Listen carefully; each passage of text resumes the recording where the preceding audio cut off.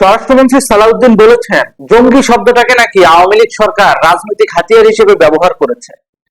তাহলে কি বাংলাদেশে এখন জঙ্গি নাই? ঠিক যেদিন তিনি মিডিয়াতে এই স্টেটমেন্ট দিচ্ছেন, ওই দিনই ঢাকা বিশ্ববিদ্যালয়ে একজনকে গুলি করে হত্যা করা হলো। তাহলে এগুলা কি জঙ্গিবাদের নমুনা বলবেন না?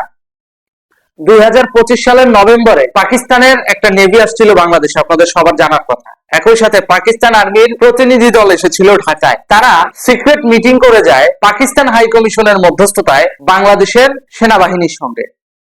সেখানে হওয়া পরিকল্পনা অনুযায়ী মোটা দাগে অস্ত্র কেনার গোপন চুক্তি হয় পাকিস্তানের সাথে। এই চুক্তিটা গোপন এই কারণে রাখা হচ্ছে যাতে সাধারণ মানুষের সামনে বিষয়টা সামনে না আসে যে এই অস্ত্রগুলো পাকিস্তান থেকে আনা হচ্ছে। আর পাকিস্তানের জঙ্গি সংগঠন তেহরিকে তালেবান পাকিস্তান, তারা বাংলাদেশের বিভিন্ন স্থাপনায় জঙ্গি হামলা করার চক্রান্ত চালাচ্ছে, যেটার জন্য উদ্বেগ প্রকাশ করেছে বাংলাদেশের পুলিশ প্রশাসন এবং পুলিশ হেডকোয়ার্টার থেকে এটার ব্যাপারে উদ্বেগ প্রকাশ করা হয়েছে। এবং এইটার সঙ্গে মূল পরিকল্পনাকারী একজন সেনা সদস্য সেই বিষয়টাও নোটিশে উল্লেখ করেছে। নোটিশের দ্বিতীয় পাতা ঘাটলে আমরা সেই সেনা সদস্যের পরিচয় জানতে পারি। আচ্ছা, স্বরাষ্ট্রমন্ত্রীর কথা অনুযায়ী ধরেই নিলাম যে দেশে জঙ্গি শব্দটাকে আওয়ামী লীগ রাজনৈতিক হাতিয়ার হিসেবে ব্যবহার করছে, কিন্তু এখন আমরা যে পুলিশ হেডকোয়ার্টারে দেওয়া যে নোটিশ, সেই নোটিশ যদি আমরা পর্যালোচনা করি, পুলিশ হেডকোয়ার্টার রেড অ্যালার্ট জারি করে যে নোটিশটা জারি করেছে সেখানে স্পষ্ট বলা আছে, এই যে দেখেন সেই নোটিশ, আমি একটু পড়ে শোনাই আপনাদের। সেখানে স্পষ্ট বলা আছে, হামলার পরিকল্পনাকারী ব্যক্তির নাম মোহাম্মদ রাহেদ হোসেন মাহেদ, যার ফেসবুক লিংক সহ ওই রিপোর্টে দেওয়া আছে, নোটিশে দেওয়া আছে, তার মোবাইল নাম্বারও দেওয়া আছে, একই সাথে তার গ্রামের বাড়ি সিলেট, এবং দ্বিতীয় পরিকল্পনাকারী হিসেবে নাম দেওয়া আছে মোহাম্মদ রাকিব হাসান, জেলা হচ্ছে ধামরাই, সাং হচ্ছে ঘোড়াকান্দা। তাহলে যেখানে পুলিশ নিজে তথ্য উপাত্ত বিশ্লেষণ করে রেড নোটিশ জারি করলো এবং সেই নোটিশে হামলার পরিকল্পনাকারীর নাম সহ উল্লেখ করে দিল, সেখানে স্বরাষ্ট্রমন্ত্রী বলছে কি এটা একটা রাজনৈতিক হাতিয়ার। স্বরাষ্ট্র মন্ত্রণালয় আপনার অধীনে, পুলিশ হেডকোয়ার্টার আপনার অধীনে, রেড নোটিশ জারি করলো দপ্তর, আর আপনি বলছেন এটা আওয়ামী লীগের রাজনৈতিক হাতিয়ার। ব্যাপারটা কি এরকম চুদলিং পং হয়ে গেল না? বিষয়টা স্বরাষ্ট্রমন্ত্রীর দায়িত্ব জ্ঞানহীনতার দৃশ্যমান দৃশ্যপট, আর কিছুই না। Sorry for my language, but এটাই সত্য। 23 এপ্রিল 2026 সালে পুলিশ হেডকোয়ার্টার নোটিশটা জারি করেছে, যেখানে স্পষ্ট বলা আছে, নিষিদ্ধ ঘোষিত উগ্রবাদী সংগঠনের সমর্থক কর্তৃক গুরুত্বপূর্ণ স্থাপনায় হামলার পরিকল্পনা সংক্রান্ত বিষয়ের উপর নোটিশ জারি করা হইল। সাম্প্রতিক গ্রেপ্তারকৃত নিষিদ্ধ ঘোষিত উগ্রবাদী সংগঠনের সদস্য ইশতিয়াক আহমেদ সামি, আবু বকর, আবু মোহাম্মদ এর সাথে চাকরিচ্যুত 2 জন সেনা সদস্যের নিয়মিত যোগাযোগের বিষয়ে তথ্য পাওয়া গেছে।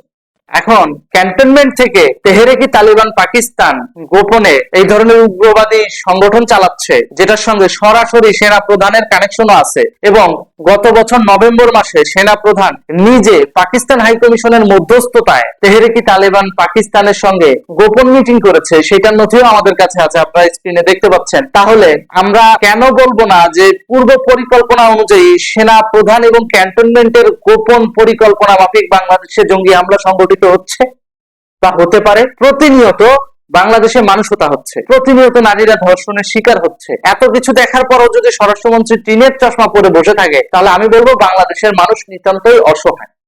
কারণ এই সমস্ত স্বরাষ্ট্রমন্ত্রী শুধুমাত্র নিজের এজেন্ডা বাস্তবায়নে ব্যস্ত, দেশের এজেন্ডা না।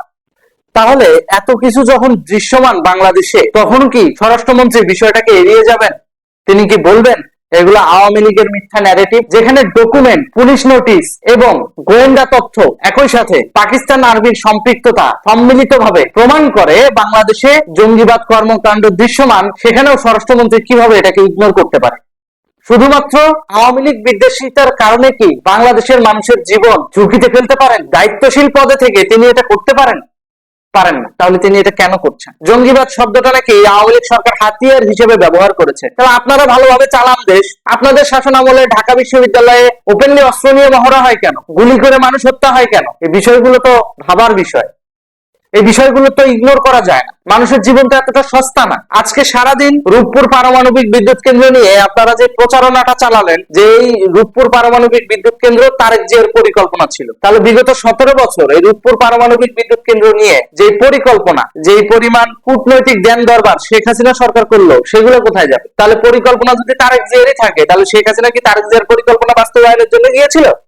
মোটেও যায় নাই। বরং আমরা যদি একটু পেছনের ইতিহাস তাকাই, স্বাধীনতার পর বঙ্গবন্ধু শেখ মুজিবুর রহমান কি বলেছিলেন, যে বাংলাদেশে অতি দ্রুত আণবিক বিদ্যুৎ প্রকল্পের কাজ শুরু করা হোক। কারণ তিনি জানতেন যে একটা দেশের বিদ্যুৎ সক্ষমতা এবং জ্বালানি সক্ষমতার উপর ওই দেশের সম্পূর্ণ অর্থনীতি নির্ভর করে। ওই সময় পত্রিকা ঘাটলে জানা যায় শেখ মুজিবুর রহমান তিনি বলেছেন পারমাণবিক বিদ্যুৎ কেন্দ্রের কাজ বাস্তবায়ন করা জরুরি এবং এটা দ্রুত করতে হবে, এবং তার পরপরই কিন্তু শেখ মুজিবুর রহমানকে হত্যা করা হয়। সুতরাং এই বিষয়গুলো কি মেসেজ দেয়, ওয়ান বাই ওয়ান খেয়াল করে দেখেন। এই বিষয়গুলো এই মেসেজ দেয়, সেটা হচ্ছে এইটার পেছনে কূটনৈতিক রাজনীতি দৃশ্যমান। রূপপুর পারমাণবিক বিদ্যুৎ কেন্দ্রে যে পরিমাণ নিরাপত্তা ঝুঁকি রয়েছে, সেই নিরাপত্তা ঝুঁকি মোকাবেলা করার জন্য সরকারের কোনো পদক্ষেপ নাই। জঙ্গিরা যে রূপপুর পারমাণবিক বিদ্যুৎ কেন্দ্রের ইউরেনিয়ামকে টার্গেট করছে, সেটাকে সিকিউর করার ব্যাপারে স্বরাষ্ট্রমন্ত্রী সালাউদ্দিন কি পদক্ষেপ নিয়েছে সেটা জাতিকে জানাক। আমি মেনে নিলাম বাংলাদেশে কোনো জঙ্গিবাদের ঝুঁকি নাই, পুলিশ হেডকোয়ার্টারের নোটিশ মিথ্যা, ধর্ষণ যেগুলো হচ্ছে, যেগুলো সামাজিক যোগাযোগ মাধ্যমে আমরা দেখতে পাচ্ছি মিথ্যা, বুলেট বৈরাগী মারা গেছে মিথ্যা, আমরা মেনে নিলাম। সাধুদেরকে কক্সবাজারে হত্যা করতেছে এটাও মিথ্যা, দীপু দাসকে পুড়িয়ে হত্যা করছে এটাও মিথ্যা, মেনে নিলাম। তাহলে আপনি প্রমাণ করে দেন যে হ্যাঁ, রূপপুর পারমাণবিক বিদ্যুৎ কেন্দ্রে আমরা নিরাপত্তা জোরদার করছি এবং ভবিষ্যতে বাংলাদেশে কোনো প্রকার জঙ্গি হামলা হবে না, একটা মানুষও মারা যাবে না। পারবেন নিশ্চয়তা দিতে, আর বলবেন এটা জঙ্গিবাদ, এই শব্দটাকে আওয়ামী লীগ তার রাজনৈতিক হাতিয়ার হিসেবে ব্যবহার করছে। তা আওয়ামী লীগ যদি রাজনৈতিক হাতিয়ার হিসেবে ব্যবহার করে, আপনারা ভালোভাবে চালান। আমরা তো চাই একটা সুস্থ, সুন্দর, স্বাভাবিক বাংলাদেশ, যে বাংলাদেশে মানুষের জীবনের নিরাপত্তা থাকবে, কেউ মিথ্যা মামলা খাবে না, কেউ মিথ্যা মামলায় জেলে যাবে না, কেউ ওপেনলি বুলেটের শিকার হবে না, কেউ ওপেনলি ধর্ষণের শিকার হবে না। আজকে নারীর নিরাপত্তাটা কোথায় বাংলাদেশে? চলেন তো একটু ভিডিও দেখে এসে একটা নমুনা আপনাকে দেখাই। এই যে সিসিটিভি ফুটেজ দেখতে পাচ্ছেন, এখানে দুইটা স্কুল ছাত্রী স্কুল থেকে ফিরছে, আর একজন দেখেন ওপেনলি রাস্তার সামনে দাঁড়িয়ে লুঙ্গি উঁচু করে হস্তমৈথুন করছে।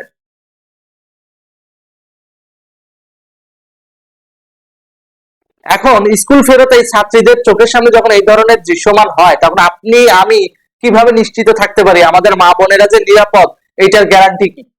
গ্যারান্টি নাই তো। যেখানে দিনে দুপুরে ওপেনলি নারীদেরকে এইভাবে সেক্সুয়াল ইঙ্গিত করা হয়, সেখানে বাংলাদেশের মানুষ কতটা নিরাপদ? এখন বললেন না যে এইটাও রাজনৈতিক হাতিয়ার হিসেবে ব্যবহার করছে আওয়ামী লীগ? বিষয়গুলো দায়িত্বশীলতা, আপনারা দায়িত্বশীল ভাবে সমাধান করেন, তাহলে কেউ আর আপনাদের দিকে আঙ্গুল তুলবে না। আপনারা দেশটাকে সিকিউর করেন, তাহলে কেউ আর আপনাদের আঙ্গুল তুলে বলবে না বাংলাদেশে জঙ্গি ঝুঁকি রয়েছে, মানুষের জীবনের নিরাপত্তা নাই, এই কথাটা আপনাদেরকে বলবে না। আপনারা একদিকে জঙ্গিদের কাছ থেকে কমিশন খাবেন, অন্যদিকে আপনাদের বাংলাদেশের সেনা প্রধান তলে তলে পাকিস্তান হাই কমিশনের মধ্যস্থতায় অস্ত্র কিনবে পাকিস্তান থেকে। তো সেই অস্ত্র এনে এই এনসিপি জামাতের লোকজন ব্যবহার করবে, আর আপনি স্বরাষ্ট্রমন্ত্রী তাকায় তাকায় দেখবেন আর বলবেন জঙ্গিবাদ দমন, এটা হচ্ছে একটা আওয়ামী লীগের রাজনৈতিক হাতিয়ার। আরে ভাই, আওয়ামী লীগ তো এখন মাঠেই নাই, পিঠ বাঁচাইতে ওরা ব্যস্ত। কেউ জয় বাংলা স্লোগান দিলে তাকে পেটানো হচ্ছে, আপনাদের ছাত্র দল যুব দলের লোকজনই পেটাচ্ছে। তাহলে সেখানে আপনি কিভাবে বলেন যে এটা ন্যারেটিভ আওয়ামী লীগের, এটা আওয়ামী লীগের রাজনৈতিক হাতিয়ার? আপনি তো স্বরাষ্ট্রমন্ত্রীর জায়গা থেকে আপনার উচিত বিষয়গুলো সমাধান করা। স্বরাষ্ট্র মন্ত্রণালয়ের দায়িত্ব আপনি পেয়েছেন কি আয়েশ করার জন্য? মোটেও না। তাহলে আপনি দ্রুত এই জঙ্গিবাদের সমস্যাটা সমাধান করেন। আপনার পুলিশই তো রিপোর্ট দিয়েছে, আওয়ামী লীগ সরকারের পুলিশ রিপোর্ট দেয় না, বিএনপি সরকারের পুলিশের দেওয়া রিপোর্ট এবং পুলিশের হেডকোয়ার্টার থেকে পাবলিশকৃত নোটিশ, তাহলে সেটা মিথ্যা হয় কিভাবে? সুতরাং এই ধরনের ধানাই ধানাই বাদ দিয়ে নিজের অবস্থানটাকে শক্তিশালী করতে হলে যে পরিমাণ পদক্ষেপ নেওয়া দরকার জঙ্গিবাদ দমনে, আপনি সেই পদক্ষেপ নেবেন বলে আমার প্রত্যাশা। ধন্যবাদ।